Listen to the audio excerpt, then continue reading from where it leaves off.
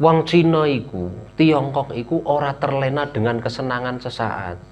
Iku kelebihannya wong Cina. Nek pas duwe bati untung, duwe duit wakeh niku wong Cina ora silau karoan harta benda yang dimiliki. Dia tetap membangun cita rasa pola hidup yang ekonomis. Bagaimana 10 tahun, 20 tahun sampai anak cucu saya tetap bahagia. Saya tidak boleh bersenang-senang hari ini walau saya itu bergelimang harta. Itu prinsip.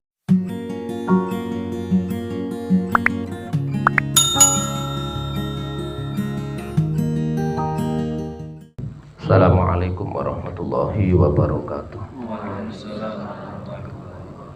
A'udzubillah, bismillah, alhamdulillah, salatu wassalamu ala rasulillah Sayyidina Muhammad ibn Abdullah wa ala alihi wa ashabihi wa mawala. Rabbi syrah li sadri wa yassir li amri wahlul 'uqdatam min lisani yafqahu qawli, amma ba'du. Rencang-rencang jamaah mujahadah dan wahatan sedaya ingkang dipunmulyakaken, sahibil baik Mbak Irna adalah keluarga ingkang dipun mulyakaken. Kanca-kanca kula nembe maos artikel setunggaling apa nggih jenengane karya tulis seorang pengamat kehidupan. Ada hal yang menarik sing kula waos niku. Apa iku nyeritake tentang semangat juange wong-wong Tiongkok. Tiongkok niku bisa juga RRC, sampean terserah kenal RRC apa Cina apa Tiongkok. Niku asline nggih setunggal bangsa niku sing dimaksud. Nah, ngeten. Kenapa orang-orang Tiongkok, Cina secara umum niku kok duwe semangat kerja tinggi atau disebut cara bahasa Mas Irule etos kerja tinggi ya gue. Semangat kerja sing tinggi. Iku raming nang Indonesia toh. Iku nang seluruh dunia di mana orang-orang Tiongkok menyebar niku punya karakter sing sami, yaitu pekerja keras. Nah, ternyata menurut ahli sejarah sing kula waos artikel niku karakter pekerja keras atau kerja keras niku memang pikantuk warisan saka nenek moyang. Jadi para leluhur orang-orang Tiongkok itu salah satu yang diwariskan kepada anak cucunya adalah agar anak cucunya nanti tetap memelihara karakter nenek moyange sing rupa bekerja keras. Bekerja keras yang dimiliki atau pekerja keras yang dimiliki orang-orang Tiongkok itu ternyata ini proses panjang yang dialami oleh bangsa Tiongkok, di mana dulu menurut sejarah ya kalau maring wetan ya biasanya nang Timur Tengah kan ceritane kan lagi ngetan iki dalam rangka jare apa iku thalabul ilmi walau bisin apa ya walaupun sampai ke negeri Cina utlubul ilma walau bisin, itu hadisnya utlubul ilma walau bisin, carilah ilmu walau sampai ke negeri Cina. Ternyata Cina itu punya banyak hal-hal yang patut oleh kita umat Islam itu pelajari, sampai Nabi ngongkon ngoten niku. Nah, satu di antara pelajaran yang bisa kita petik malam ini adalah bahwa karakter pekerja keras orang-orang Tiongkok ini yang patut kita teladani. Kembali bahwa karakter pekerja keras yang dimiliki oleh bangsa Tiongkok itu ternyata hasil tempaan sejarah panjang. Dulu orang Tiongkok itu mengalami berbagai macam kesulitan kehidupannya. Sebab mengalami perang, mengalami bencana, mengalami krismon atau paceklik, larang pangan dan seterusnya. Dan itu beribu-ribu tahun. Perjalanan panjang sejarah kehidupan orang-orang Tiongkok ini berjalan beribu tahun. sehingga mereka mau tidak mau harus bisa bertahan hidup dalam keadaan sulit apapun. Mereka dipaksa untuk bisa bertahan hidup dalam keadaan susah, dalam keadaan sulit, dalam keadaan sempit.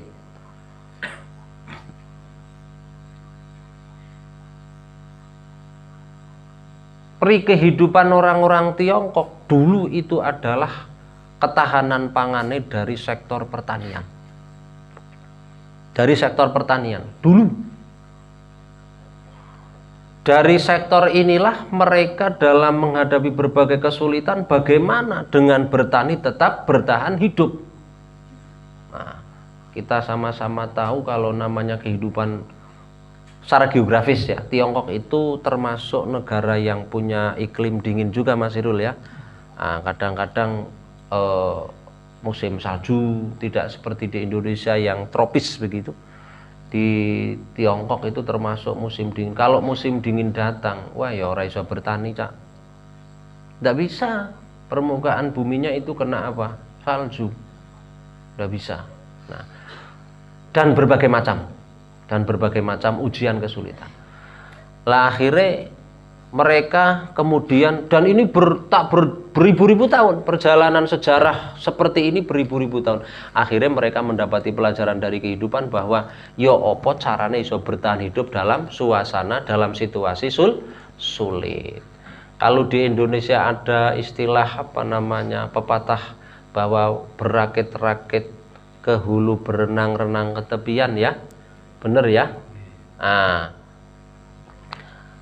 nek ning gone Cina iku juga ana pepatah sing ya mungkin kurang luwih. Iki kula nirokke tulisane tok. Pepatahe munine ning ciku. Ning ciku ku artine bertahan hidup dalam keadaan sulit. Bertahan hidup dalam keadaan sulit. Ning ciku. Nah, iku bahasa kono jare bahasa Tiongkok. Pun kemudian seiring kemajuan zaman, walaupun sudah tidak di sektor agraria, sektor pertanian, kemudian anak pinak orang-orang Tiongkok ini prinsip hidup pekerja kerasnya masih dipegang, hanya itemnya yang berkembang sesuai perkembangan zaman. Sekarang sudah di industri, sudah di otomotif dan sebagainya. Bahkan yang menguasai perekonomian dunia hari ini itu menurut statistik perekonomian nek perekonomian dunia apa namanya Mas? Nek PBB kae. Mampu pokoknya nyong kelalen terus. Lah itu tercatat ekonomi Tiongkok itu yang sekarang itu ranking 1 di dunia. Ini luar biasa. Iki nek ora sekang para pekerja keras ndak mungkin terjadi. Bahkan di Indonesia yang sekarang kita hidup itu 75% ekonomi Indonesia dikuasai oleh keturunan Tiongkok. Itu bukti. Ya. Nah terus kita yang mayoritas pribumi kok melempem iku ya apa? Nah ini kalah apa jenengan? Kalah jurus apa Kang Haji ya? Kalah jurus ya. Nah iya. Lah wong monco iso nguasai ekonomi. Ekonomi itu kan ruhul hayat. Ya, perputaran hidup yang paling inti itu kan ekonomi. Jadi siapa yang menguasai ekonomi dia akan menguasai dunia. Kuwi tenan. Nang Malaysia akhir-akhir ini juga sing menguasai mulai Cina. Singapura sudah lebih dahulu Singapura. Yang masih agak lumayan aman Brunei Darussalam. Indonesia sudah tenggelam pribumi secara ekonomi. Nah, itu ternyata ditelisik ke dalam kita kalah yang namanya etos kerja. Wong Cina iku, Tiongkok iku ora terlena dengan kesenangan sesaat. Iku kelebihannya wong Cina. Nek pas duwe bati untung, duwe duit wakeh niku wong Cina ora silau karoan harta benda yang dimiliki. Dia tetap membangun cita rasa pola hidup yang ekonomis. Bagaimana 10 tahun, 20 tahun sampai anak cucu saya tetap bahagia, saya tidak boleh bersenang-senang hari ini walau saya itu bergelimang harta. Itu prinsip. Kalau kita kebalik banget, duwe-duwe cedhek becok palang kakang kabeh. Bandingan dampal.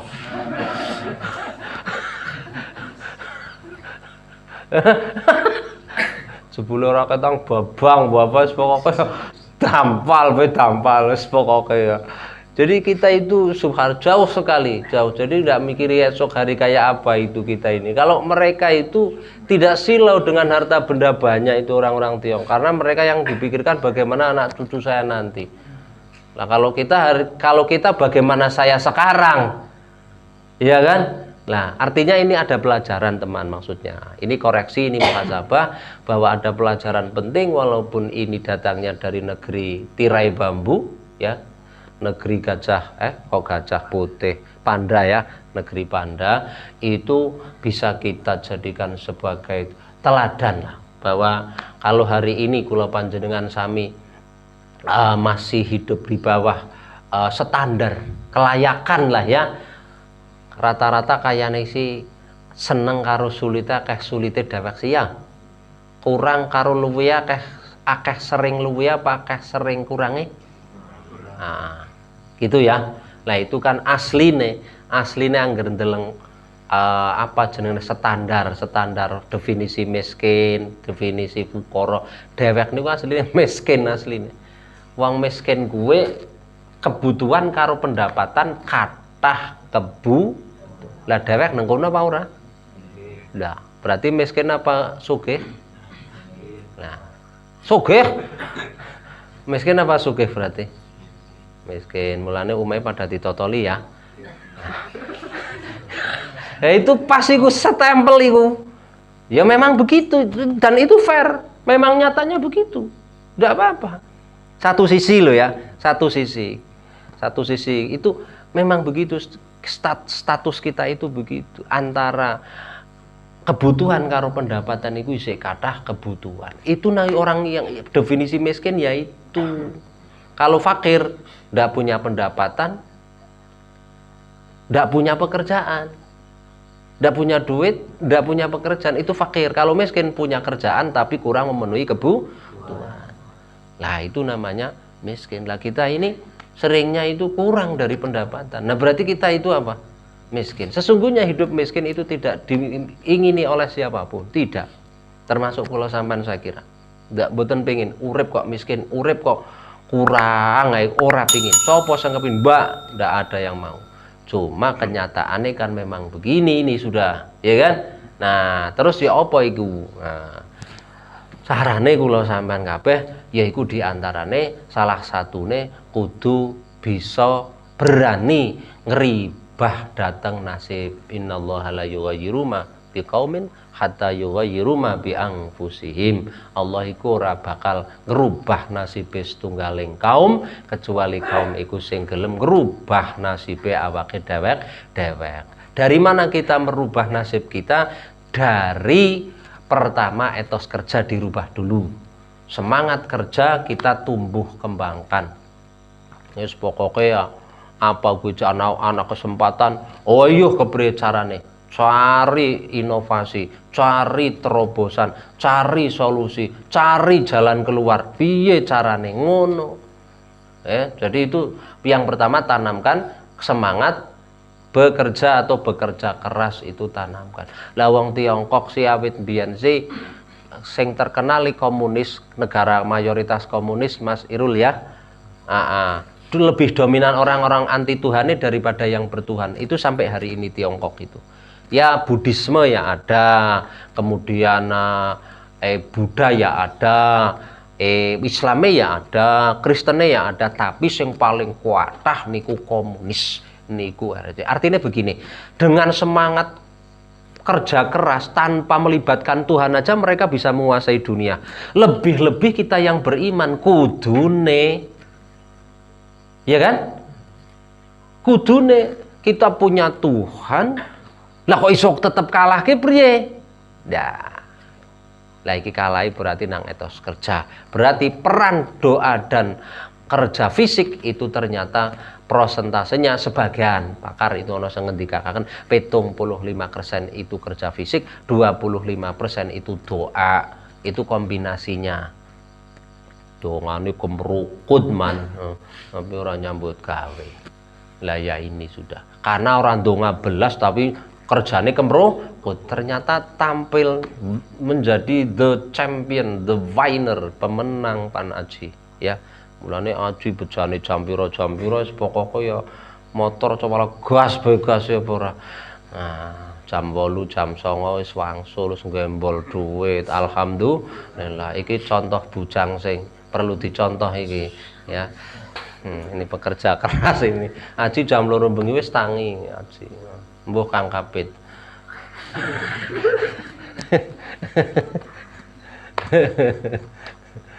Benar ya, itu satu itu. Tapi karena kita memang orang yang punya Tuhan, libatkan Tuhan dengan cara kita berdoa memohon pertolongannya agar selalu kita diberikan petunjuk dan perlindungan. Begitu ya. Lah satu di antara malam mingguan ini salah satu solusinya adalah agar kita tetap bertahan hidup dalam kesulitan, yaitu merapatkan diri kepada Tuhan agar di dalam kesulitan tetap diberi ketabahan, kesabaran. Begitu ya. Saya kira ini mudahan manfaat, kurang dan lebihnya mohon maaf. Assalamualaikum warahmatullahi wabarakatuh.